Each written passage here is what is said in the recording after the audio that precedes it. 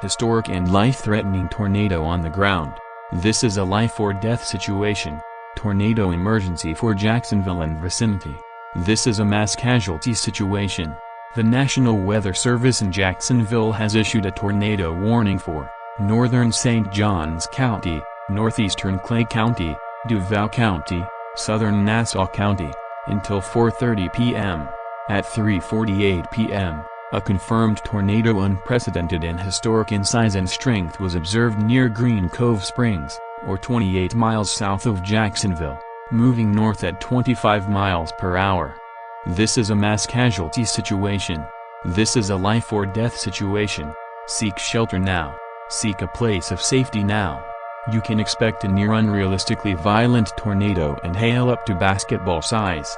To protect your life, get as far below ground as possible. Underground shelters, however, may not even be safe during this tornado. Debris will remain airborne for possibly hours. Complete annihilation of the Jacksonville is imminent. Repeating, a historically violent tornado is on path to destroy Jacksonville. Seek shelter now.